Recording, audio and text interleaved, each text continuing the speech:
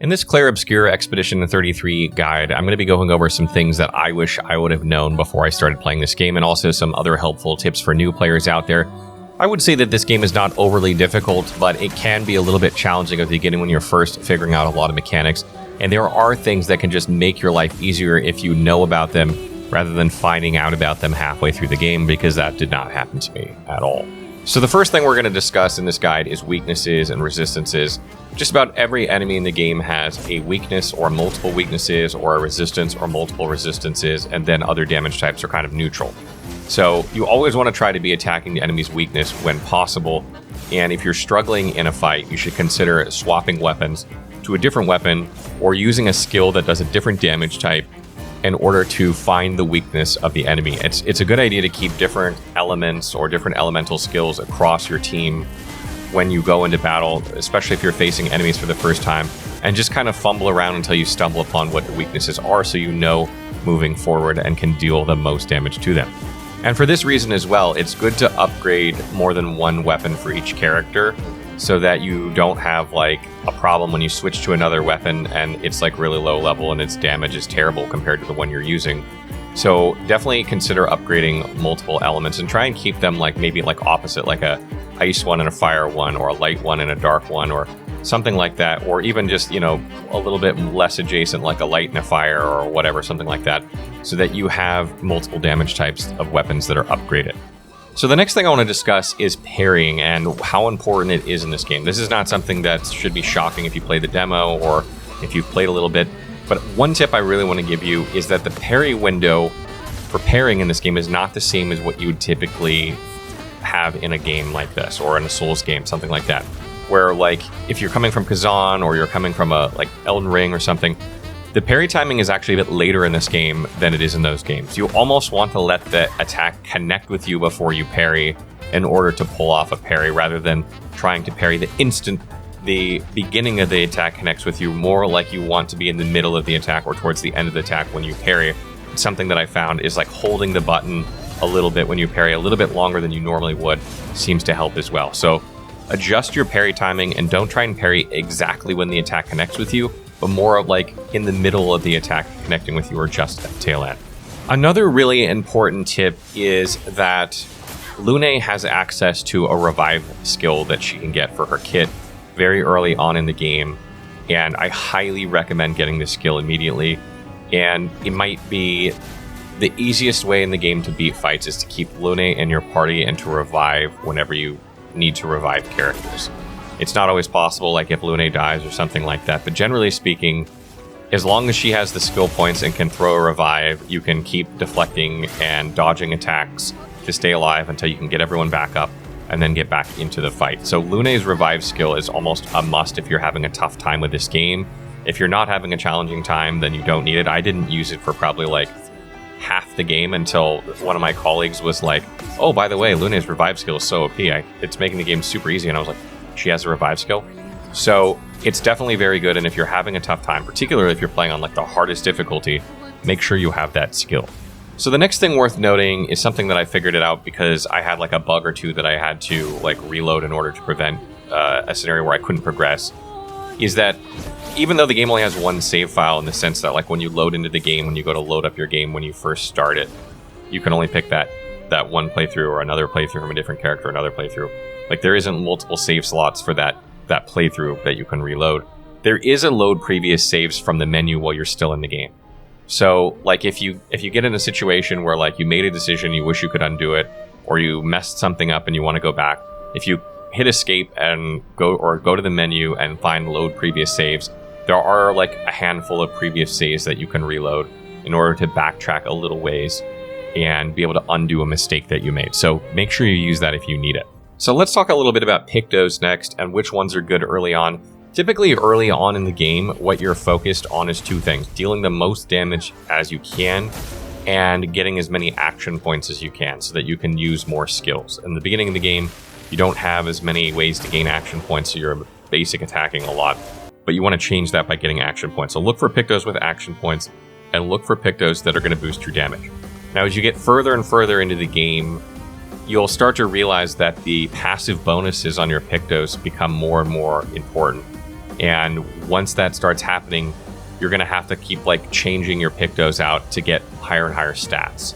And health is a very, very valuable one, because the thing about health is it makes sure that you stay alive, and it lets you put your points into, you know, whatever your weapons scale with. And also there's a lot of effects that heal you based on your max health. So the higher your max health is, the more they heal you.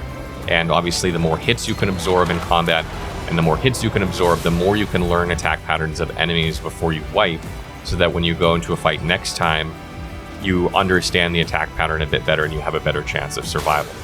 The next thing I want to talk a little bit about is multi-hit attacks and attacks with less hits.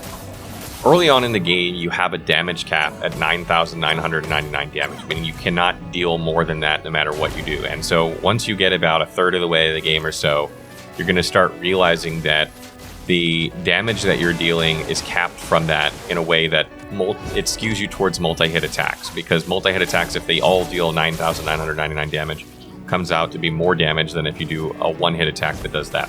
So you want to be on the lookout for skills that do multi-hits early on in the game. And later on in the game, you'll be able to lift that damage cap, so know that, and then it kind of balances out and you can use whatever you like. But early on, pay attention to multi-hit attacks. And also, because multi-hit attacks have a chance to crit for each attack that they do, if you have effects that trigger on crit, the more attacks you do, the more likely you're going to get crits that will trigger those effects. So they're just generally better as a whole. This doesn't mean that every skill is better, but generally you're going to want to look for multi-hit attacks, especially early on. The next thing I want to mention is use your tints. You can use your energy tints, your healing tints, your revive tints, especially your revive tints, especially if you don't have Lune in your party. These all replenish whenever you rest at a checkpoint. So these are not like, oh, I used my revive and I don't have any. Like, they will replenish each time you get to a checkpoint. So make sure you use them in between checkpoints. Like, they're there to be used. If you need to heal, heal. If you need to revive, revive, or whatever. You can only use these in combat, though. You can't use them outside of combat. So make sure that you use them while you're in combat if you need them. The next thing, which I think you will probably figure out, but in case you don't, is that burn is really OP in this game, because burn can stack up. I don't even know what the max stacks of burn is. I've seen like 500 stacks of burn on an enemy before, but I don't know what the actual cap is. But what this does is it deals damage to that target when it's their turn for like 3 turns, I think, by default. And there are a lot of skills that stack up burn. There's a lot of ways to increase the amount of burn damage you deal, as well as the number of stacks you apply when you're doing skills. And this can be a really good way to stack up a lot of damage. And it will still deal damage even if your character is dead, right? Like if the character that stacks damage up or burn up on the enemy dies, when it's that enemy's turn again, even if that character's dead, the damage is still going to happen. So that's really, really strong. So be on the lookout for characters and skills that do burn, or weapons that do burn early on. And another thing that's really important to have in your party as well, particularly as you get to about a third of the way through the game, is characters that can deal with shields effectively. There are some skills in the game, particularly like the one that Mael has called Breaking Rules, that will just remove the shields from the target and deal damage anyway. And there are some other skills that will just go through shields, etc. So you want to make sure you have a good way of dealing with shields so that you don't just waste all your AP trying to burn a shield down and then do a base attack. So keep Mael around, or find another skill from someone else that can deal with shields. And the last thing I'll just say is that you have varied attributes that you can select to level your characters up, and you can respec.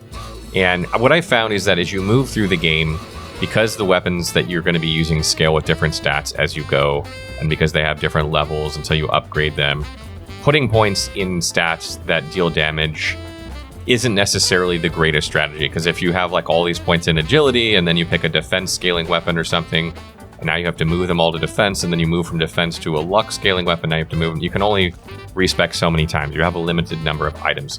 So basically what I found works best is early on at least putting a lot of points in vitality and maybe some luck for critical chance. Agility, vitality, and luck are generally, in my opinion, the best stats, because vitality keeps you alive, allows you to learn attack patterns, and again, as I mentioned, there are effects that scale off your max HP, and this increases it the most. Agility increases your speed, even if you don't, if it's not scaling with your weapon, it increases your speed so that you can go faster, you can go more often in combat, allowing you to control combat in a lot of cases. And then luck increases your critical chance, and there are a lot of effects that are based off critical So that's really strong. In an ideal world, you would probably have weapons that scale off 2 of those 3 stats. Defense is also not a bad stat. It's just it doesn't affect the things that affect your max health or give you a percentage of your max health the way that Vitality does. So I think Vitality generally is a bit better, and Might will increase your damage if you do reach the stat caps, which are 99. But I don't think most people are going to need that, and even if you could, you're still probably better off putting your extra points in Vitality so that you don't get one shot every time you're at the end of the game. So that wraps up some tips to help you guys out early on. I hope these were useful for you. I'm going to have character guides as well, kind of going through the mechanics of each character, the weapons of each character, the skills of each character, what I think you should do for stats on each character with Pictos and Luminous for those characters. So if you're looking for a more specific guide on a specific character, be sure to check those out. But if you're just looking for a little general help before you get started and you'll figure the rest out on your own, that's what this video is really meant for.